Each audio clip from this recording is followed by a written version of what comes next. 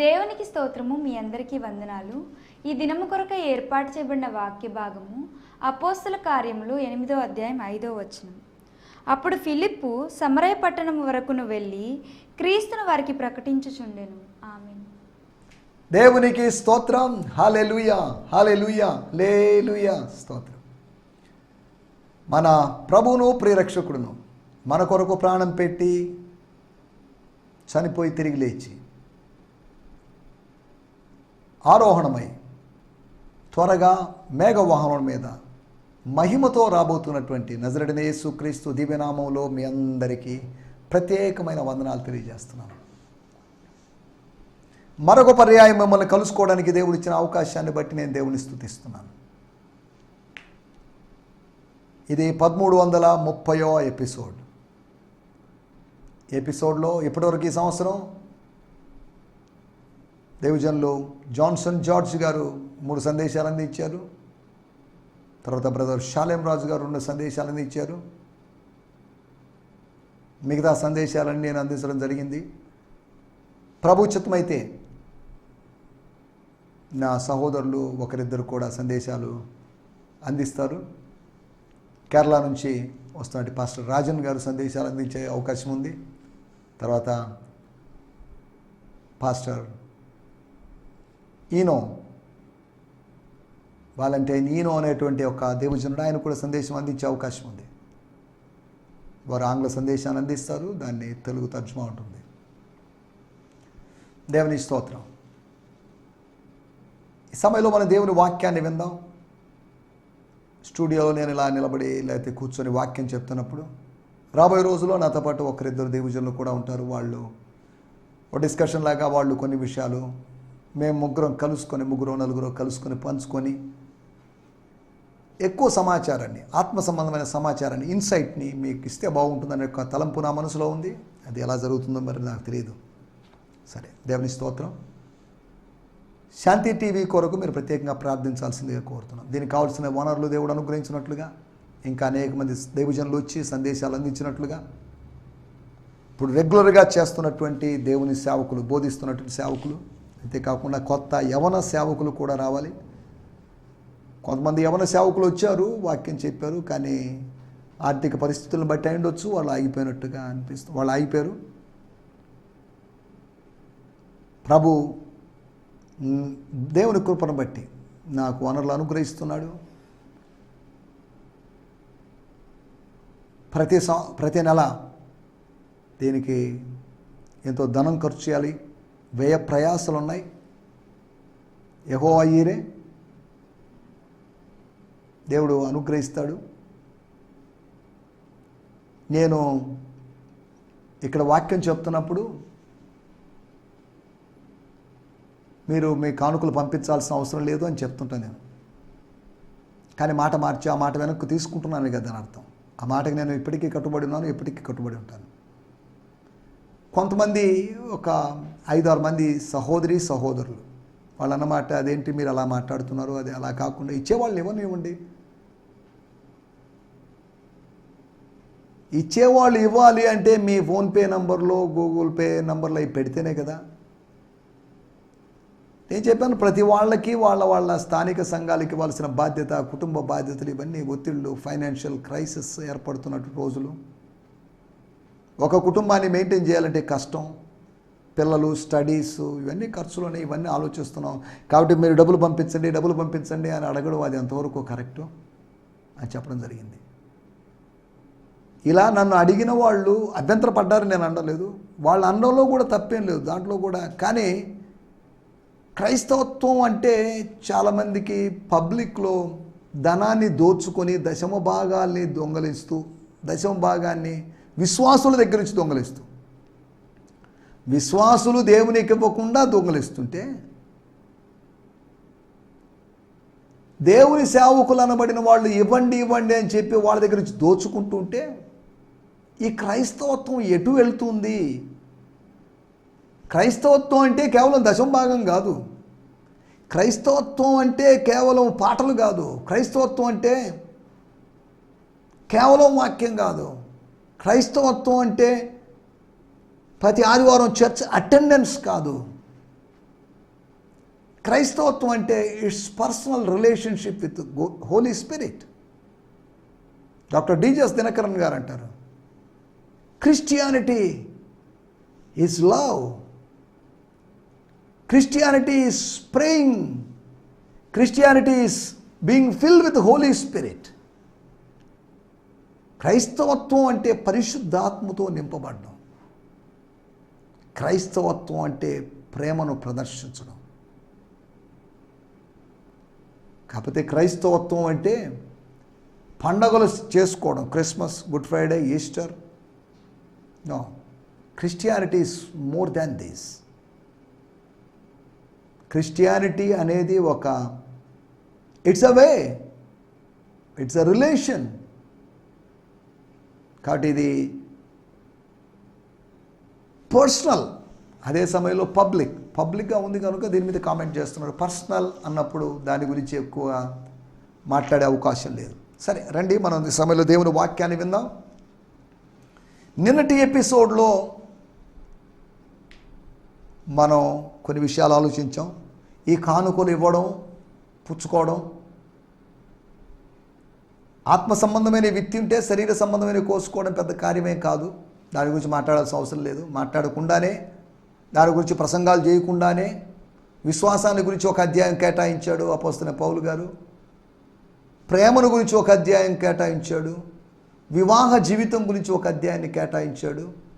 పునరుత్థానాన్ని గురించి ఒక అధ్యాయం, దశమ భాగం కోసం ఇవ్వడం కోసం ఒక అధ్యాయాన్ని ఆయన కేటాయించలేదు. That's not important. అంటే అలాగని ఇస్తున్న వాళ్ళందరూ ఆపేయమని కాదు. మా స్థానిక సంఘంలో కొంతమంది దశమ భాగాలు ఇస్తున్నారు. వారిని బట్టి నేను దేవుని స్తుతిస్తున్నాను. సంస్థ నుంచి నాకు వచ్చేది కొద్దిగా వనరులే, దాంతో నా ఫ్యామిలీ నేను మెయింటైన్ చేయలేను, వాళ్ళ చదువుల విషయంలో. కానీ కొంతమంది విశ్వాసులు ప్రభువుని ప్రేమించి ప్రభు నామములో అల్పులైన ఈ చిన్నవారికి, అల్పులైన చిన్నవాడినైనా నాకు గిన్నెడు చన్నీళ్ళు, అనగా గిన్నెడు చన్నీళ్ల కన్నా ఎక్కువైనటువంటి ఆర్థిక వనరులు కావచ్చు, భౌతికమైన వనరులు కావచ్చు, ఇది సమకూరుస్తున్నారు. కాబట్టి సేవకుడిగా నేను నిలబడగలుగుతున్నాను. నాకు ఉద్యోగం లేదు, నేను ఫుల్ టైం వర్కర్ని, సంపూర్ణ కాలపు సేవకుడిని. విశ్వాసులు ఇస్తూ ఉన్నారు, అందును బట్టి నేను దేవుని స్తుతి. వారు కష్టపడుతున్నారు పాపం, వారు పగలనక రాత్రనక కష్టపడుతున్నారు. వాళ్ళ సంపాదనలో నుంచి 10వ భాగాన్ని తీసుకొచ్చి ఇస్తున్నారు. వారిని బట్టి నేను దేవుని స్తుతిస్తున్నాను. ఫెయిత్ఫుల్ గివర్స్ను బట్టి, ఉత్సాహంగా ఇచ్చేవారిని దేవుడు ప్రేమిస్తాడు. కాబట్టి మీరు ఇవ్వండి, మీ స్థానిక సంఘానికి ఇవ్వండి, స్థానిక సంఘ కాపరికి ఇవ్వండి. ఒకవేళ మరీ అంత ప్రేరేపణ మీకు వస్తే, బ్రదర్ మాకేదో ప్రేరేపణ కలిగింది, we want to give you, we want to donate you something అని మీరు తెలియజేయండి. దాన్ని నా ఫోన్పే, గూగుల్ పే నంబర్లు ఇవ్వడానికి నేను ప్రయత్నం చేస్తాను. కాబట్టి మన రిలేషన్ కేవలము మీ దగ్గర నుంచి తీసుకునే రిలేషన్గా కాదు, నేను ఇస్తాను మీకు, అనగా ఆత్మ సంబంధంగా వాక్యాన్ని ఇస్తాను, ఉపదేశాన్ని ఇస్తాను. మీరు కూడా మీ ప్రార్థనా సహాయం దాన్ని ఇవ్వండి, రిటర్న్ గిఫ్ట్గా ఇవ్వండి. ఇలా ఇచ్చి పుచ్చుకుంటూ ఉందాం. కేవలం మన రిలేషన్ మనీ రిలేషన్గా ఉండకూడదు, ధనబంధంగా మన బంధం ఉండకూడదు. డబ్బుని ఆశ్రయించినటువంటి గేహజీ అయినా, ఆకానైనా, లేదంటే గారడీ సీమైనా వాళ్ళ పరిస్థితుల గురించి మనం చదువుకుంటాం. రాబోయే రోజుల్లో వాటి గురించి మనం మాట్లాడుకోబోతున్నాం. ఈ సమయంలో నిన్నటి ఎపిసోడ్లో మనం చెరసాల గురించి, 4 చెరసాల గురించి మనం ఆలోచించాం. ఒక జియోగ్రఫికల్ ప్రిజన్, ఒక ప్రదేశపు యెరూషలేము అనే దానికే పరిమితం అయిపోయినటువంటి అపోస్తులు చెరలో బంధించబడినట్టుగా అక్కడ బంధించబడ్డారు. వీరు యెరూషలేములోను, యూదయ, సమరయ, భూదిగంతముల వరకు నాకు సాక్షులై ఉండండి అని చెప్తే వాళ్ళు యెరూషలేములోనే ఓడిపోయారు. రెండవది, ప్రలాపపు చెరలో ఉండిపోయినటువంటి భక్తి కలిగిన మనుషులు ఏడుస్తూ ఉన్నారు. ఇంకా ఏడవడానికి శక్తి లేనంత వరకు ఏడ్చాడట దావీదు. యోసేపు ఏడ్చాడు, దావీదు ఏడ్చాడు, భక్తులు ఏడ్చారు. ఏడ్పు కొత్త కాదు, చెరసాల్లో ఉండడం భక్తులకు కొత్త కాదు. కానీ ఏడ్పులోనే ఉండడానికి లేదు. అందుకని దేవుడు ఏం చేస్తాడంటే ఆయన కృపను బట్టి ప్రార్థనా ఫలితంగా మన కన్నీటిని ఆయన నాట్యంగా మారుస్తాడు. అనగా కన్నీటి అనుభవం నుంచి నాట్యపు అనుభవంలోకి, విషాదపు అనుభవంలోంచి వినోదపు అనుభవంలోకి, సంతోషపు అనుభవంలోకి దేవుడు మనల్ని తీసుకొస్తాడు.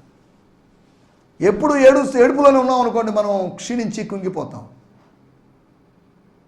కానీ సుఖ దుఃఖముల మిళితమైన జీవితం ఇది.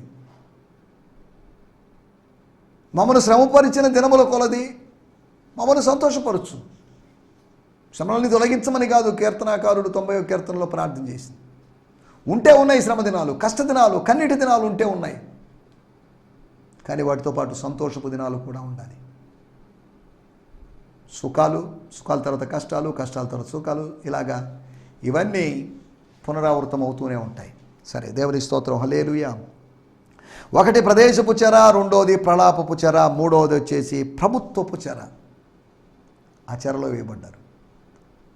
యేసునామములో ప్రార్థించే వారిని, ప్రభునామములో ప్రార్థించే వారిని, శిష్యులు అనబడిన వాళ్ళని, సంఘ సభ్యులు అనబడిన వాళ్ళని, యెరూషలేము సంఘ సభ్యులు అనే వాళ్ళు ఎవరు? మన చర్చికి ఎందుకు రావడం లేదు? మన దేవాలయానికి ఎందుకు రావడం లేదు? వాళ్ళు బాప్తిజం తీసుకున్నారంటండి. పెంతెకోస్తు పండుగ రోజు జరిగిన సంఘటన అంట. వాళ్ళు మన దగ్గర రావడం మానుకున్నారు, మన గురించి చెడుగా మాట్లాడుతున్నారు, మన మతం మంచిది కాదు అంటున్నారు. అదే పోండి, వాళ్ళ ఇల్లు ఎక్కడ కనుక్కోండి, వాళ్ళ ఇంటి పేరు ఎందుకు కనుక్కోండి అని కనుక్కొని మొత్తం వాళ్ళు ఈడ్చుకుంటూ పోతున్నాడు చెరసాల్లోకి, బంధిస్తున్నాడు వాళ్ళని.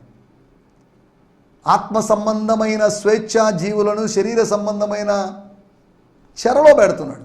శరీర సంబంధంగా వాళ్ళకి స్వాతంత్ర్యాన్ని కోల్పోయేటట్టు చేస్తున్నాడు. దేవుని స్తోత్రం. 4వ చెర ప్రతికూలపు చెర, ప్రతికూల ఆరోగ్యపు చెర. అనగా ఆరోగ్యం సరిగా లేదు, ప్రతికూల పరిస్థితుల చెర, అపవిత్రాత్మలు. సమరయ పట్టణం యొక్క పరిస్థితి. కాస్త ముందుకెళ్ళి సమరయ పట్టణం గురించి ఆలోచించాం. వారు ప్రకటించుతూ సంచారం చేశారు. సమరయ పట్టణం వరకు వెళ్ళాడు పేతురు గారు. 25వ వచనం, అంతటా వారు సాక్ష్యం ఇస్తూ ప్రభు వాక్యం బోధించి యెరూషలేముకు తిరిగి వెళ్ళుచు సమరయుల అనేక గ్రామాల్లో సువార్తను ప్రకటించి వచ్చారు. వాళ్ళు ప్రకటించకుండా ఉండలేక 40వ వచనంలో, అక్కడి నుండి కైసరై వచ్చే వరకు అతడు పట్టణములన్నింటిలో సంచరించుతూ సువార్త ప్రకటించి వచ్చాను. పేతురు, యోహానులు గ్రామాల్లో సువార్త ప్రకటిస్తే ఫిలిప్పు పట్టణాల్లో సువార్త ప్రకటించాడు. చూడండి, వీళ్ళు చెదరిపోయిన చోటల్లా సువార్త ప్రకటించారు. పౌలు చెరసాల్లో సువార్త ప్రకటించాడు. స్థలానికి అతీతంగా, సమయానికి అతీతంగా దేవుని వాక్యం ప్రకటించినప్పుడు దేవుని కార్యాలు జరుగుతాయి. సువార్త ప్రకటించాలి. ఎందుకో తెలుసా? సూచక్రియలు జరగాలంటే సువార్త ప్రకటించాలి. సువార్త ప్రకటిస్తే సూచక్రియలు జరుగుతాయి. సువార్త ప్రకటన లేకపోతే సూచక్రియలు ఉండవు. మార్కు సువార్త 16వ అధ్యాయం 20వ వచనం అదే చెప్తుంది. దేవుని స్తోత్రం, హల్లెలూయా. మనకు సమయం లేదు కనుక మనం కార్యక్రమంలో ముందుకు సాగుదాం. మనకి ఇంకొక 12-13 నిమిషాలు మాత్రమే ఉంది కనుక ఈ దిన ధ్యానము కొరకే అంటున్నప్పుడు మీ వ్యక్తిగతమైన ధ్యానాన్ని మీరు ముగించారని నేను భావిస్తున్నాను. 8 దాటింది కనుక ఉదయాన్నే లేచి ఉంటారు. మీరు లేచి దేవుని వాక్యాన్ని చక్కగా ధ్యానించుకుంటారు. అవసరమైతే నోట్స్ రాసుకుంటారు. ఏదైనా మంచి డివోషనల్ బుక్, అనుదిన ధ్యాన మాలిక, డైలీ బ్రెడ్ టైప్ ఏదైనా వాడుతున్నారు అనుకుంటున్నా నేను. ఏదేమన్నప్పటికీ స్తోత్రం. నా దగ్గర ఒక డైలీ డివోషనల్ బుక్ ఒకటి ఉంది. స్పార్క్లింగ్ జెమ్స్ అనేటువంటి పుస్తకం వాల్యూమ్ 1, వాల్యూమ్ 2 ఉంది. దాన్ని రిక్ రెన్నర్ అనేటువంటి ఒక మంచి దేవజనుడు రాశారు. 2 పుస్తకాలు, హార్డ్ బౌండ్ పుస్తకాలు, పెద్ద పుస్తకాలు అవి. వాటిలో కొత్త నిబంధనలకు సంబంధించినటువంటి అనుదిన ధ్యానాల కోసమైనటువంటి వాక్యాలు ఉన్నాయి. ఒకటోటి ఇంచుమించు 500-600 పేజీలు ఉన్న పుస్తకం. ఒక పుస్తకం నా దగ్గర వాల్యూమ్ 1 మాత్రమే ఉంది. ఒక పుస్తకం ఖరీదు 2,500, మరో పుస్తకం 3,500. దాంట్లో తీసుకున్న వాక్య భాగాల్లో ఉన్నటువంటి మూల పదాలు, గ్రీకు పదాలు, రోజు 1-2 గ్రీకు పదాలు, దాని యొక్క వివరణలు, ఇవన్నీ మనకు ఆ పుస్తకంలో కనిపిస్తాయి. ఎవరైనా మీకు అవసరమైన వాళ్ళు మీరు ఆన్లైన్లో మీరు గూగుల్ సెర్చ్లో సెర్చ్ చేసి మీరు ఆన్లైన్లో అమెజాన్లో దొరుకుతుంది, అమెజాన్లో ఆర్డర్ చేయొచ్చు. స్పార్క్లింగ్ జెమ్స్ 1 and 2 అద్భుతమైన పుస్తకం నా దగ్గర ఉంది. నేను పార్ట్ 1 చదువుతున్నాను. రోజు అప్పుడప్పుడు తీరిక సమయాల్లో వాక్య భాగాలు చదువుతూ ధ్యానిస్తూ ఉంటాను. సరే, దేవుని స్తోత్రం, హల్లెలూయా. ఉదయకాలము మార్నింగ్ బ్రేక్ఫాస్ట్ లాగా వాక్యం ధ్యానించాలి. దయచేసి వాక్య ధ్యానాన్ని అలక్ష్యం చేయొద్దు. ఈ సమయంలో అపోస్తుల కార్యములు 8వ అధ్యాయం 5వ వచనం. అప్పుడు ఫిలిప్పు సమరయ పట్టణం వరకును వెళ్ళి క్రీస్తుని వారికి ప్రకటించుచుండెను. దేవుని స్తోత్రం, హల్లెలూయా. నేను చదువుతున్నాను, టీపీటీలో నుంచి చదువుతున్నాను, ద ప్యాషన్ ట్రాన్స్లేషన్లోంచి 5వ వచనం. Philip traveled to a Samaritan city and preached to them the wonderful news of the anointed one. దేవుని స్తోత్రం. The main city of Samaria. Philip traveled to a Samaritan city. సమరయ పట్టణములోని ఒక పట్టణములోకి, సమరయ రీజన్లోకి, అనగా ఇంచుమించు సెంట్రల్ ఇజ్రాయెల్లో ఉన్నటువంటి ఒక ప్రాంతానికి, యూదులకు అన్టచబుల్ అంటరాని ప్రాంతాల్లోకి, and preach to them the wonderful news of the anointed one. అభిషక్తుని యొక్క అద్భుతమైనటువంటి వార్తని, అభిషక్తుడు అంటే పరిశుద్ధులను ఉద్దేశించి కాదు, యేసును ఉద్దేశించి, మెస్సియా యొక్క అద్భుతమైనటువంటి సువార్తను ప్రకటించాడు. ఎక్కడికి వెళ్ళాడు? అక్కడ రాయబడిన మాట, అప్పుడు ఫిలిప్పు సమరయ పట్టణం వరకును, సమరయ పట్టణంలోకి అని కాదు, సమరయ పట్టణం వరకు వెళ్ళి, స్తోత్రం, క్రీస్తును వారికి ప్రకటించను. క్రీస్తుని గురించి, లేకపోతే క్రీస్తు యొక్క వార్త, క్రీస్తు యొక్క జనన వార్త అని కాదు, క్రీస్తు యొక్క మరణ వార్త, క్రీస్తు యొక్క పునరుత్థాన వార్త, క్రీస్తు యొక్క రాకడ వార్త, వీటి గురించి ఆయన ప్రకటించాడు. ఆయన బహుశా సెబాస్టే అని చెప్పబడినటువంటి పట్టణం, సమరయలోని సెబాస్టియా అనేటువంటి పట్టణానికి వెళ్ళినట్టుగా బైబిల్ పండితులు చెప్తున్నారు. దాంట్లో కూడా మనం వెళ్ళలేదు. ఫాదర్స్ లైఫ్ న్యూ టెస్టిమెంట్లోంచి నేను చదువుతున్నాను. ఫాదర్స్ లైఫ్ న్యూ టెస్టిమెంట్లో నుంచి అపోస్తుల కార్యములు 8వ అధ్యాయం. మీ దగ్గర ఇలా వేరు వేరు వర్షన్స్ ఉన్నట్లయితే మీరు చూసుకోండి. ఇంగ్లీష్లో చాలా వర్షన్స్ ఉన్నాయి. 8వ అధ్యాయము 5వ వచనం. And Philip going down to a city in Samaria. Going down to a city in అనగా ఆయన దక్షిణం వైపు నుంచి ఉత్తరం వైపు వెళ్తున్నాడు, మధ్య భాగానికి వెళ్తున్నాడు. Going down to a city in Samaria proclaimed the anointed one to them. Proclaimed, proclamation, declaration, proclamation, preaching అని కూడదు, ప్రొక్లైమ్డ్. Claim, proclaimed. క్లైమింగ్ వేరు, ప్రొక్లైమింగ్ వేరు. ఇక్కడ ప్రకటన చేశాడు. దేవుని స్తోత్రం. వాడుక భాషలో చదువుకుందాం. అపోస్తుల కార్యములు 8వ అధ్యాయం 5వ వచనం. ఫిలిప్పు సమరయలోని ఒక పట్టణానికి వెళ్ళి క్రీస్తుని గురించి ప్రకటించాడు. దేవుని స్తోత్రం, హల్లెలూయా. సమరయలోని ఒక పట్టణం వరకు. తర్వాత రాయబడింది, స్తోత్రం, ఆయన సమరయ పట్టణానికి వచ్చాడు అనే మాటని 12వ వచనం.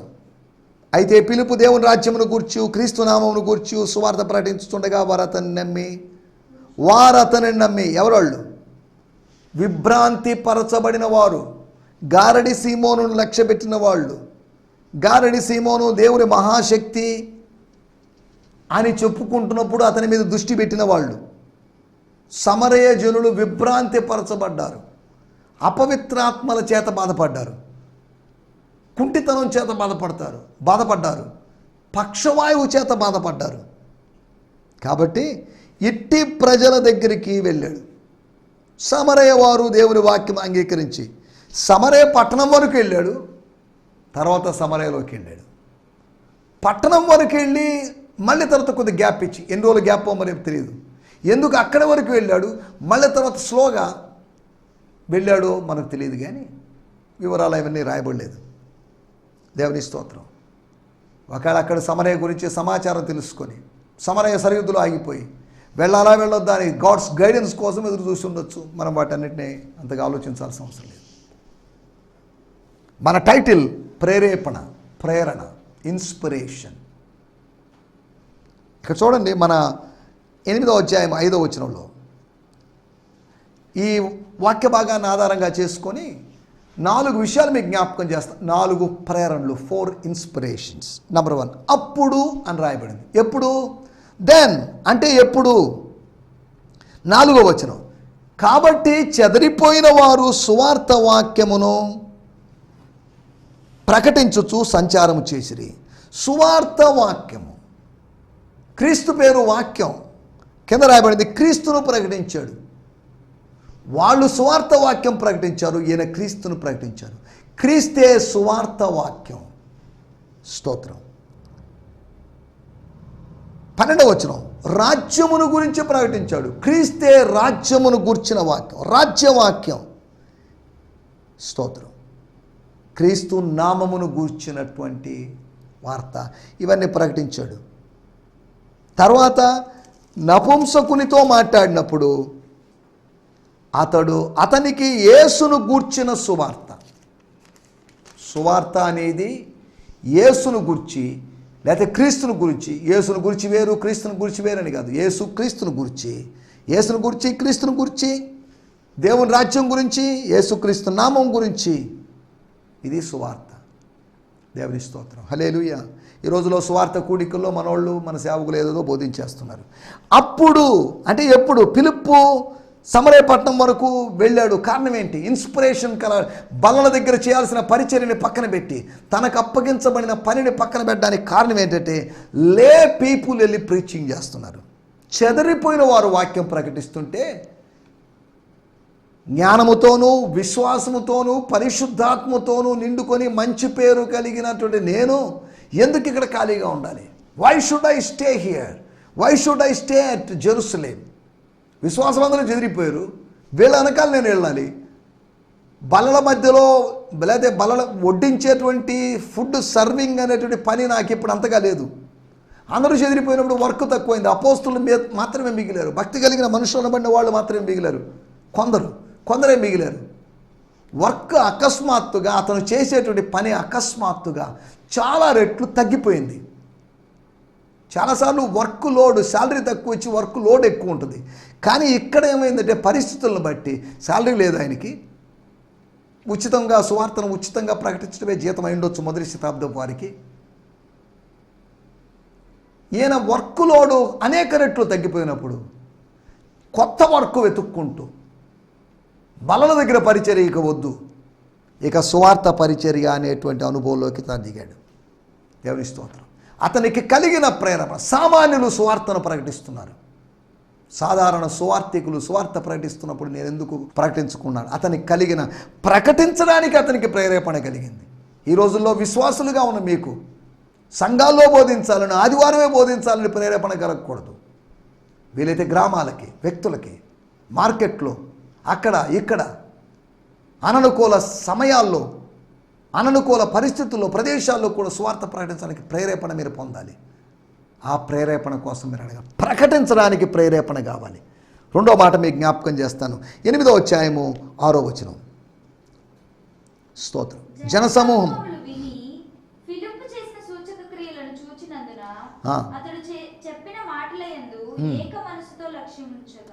జనసమూహములు అనగా సమరయలోని జనసమూహము, సమరయ సభ్యులు, సమరయ పట్టణ సభ్యులు, సెబాస్టే పట్టణపు యొక్క సభ్యులు క్రీస్తును గురించి విని ఫిలిప్పు చేసిన సూచక్రియలను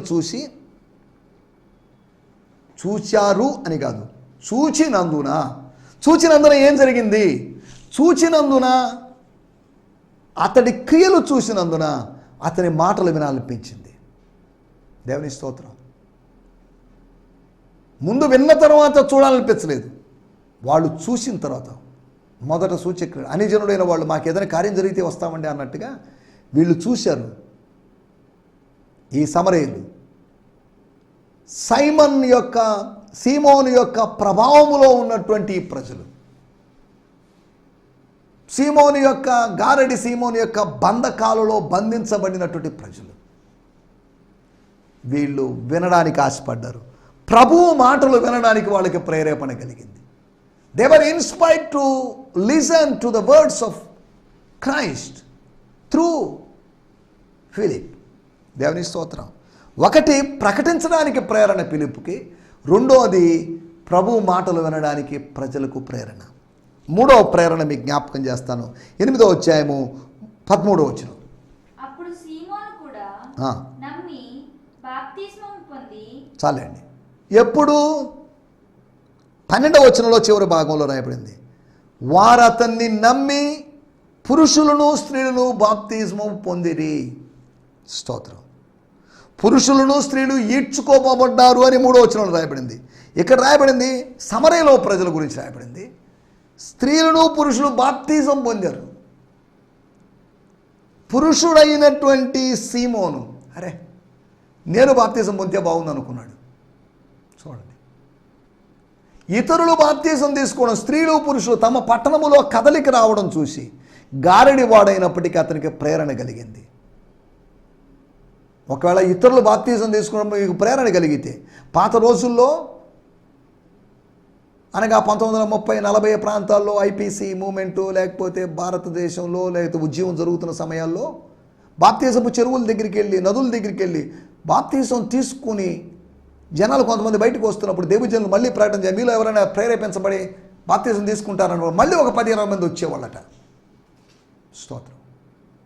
అలాగా he was inspired to take baptism, అనగా బాప్తిజం పొందడానికి ప్రేరణ, అనగా ప్రభు ఆజ్ఞ బాప్తిజం, దాన్ని లోబడ్డానికి ప్రేరేపణ. 4వ విషయం చెప్పి ముగిస్తాను. 17వ వచనం. అప్పుడు పేతురును యోహానును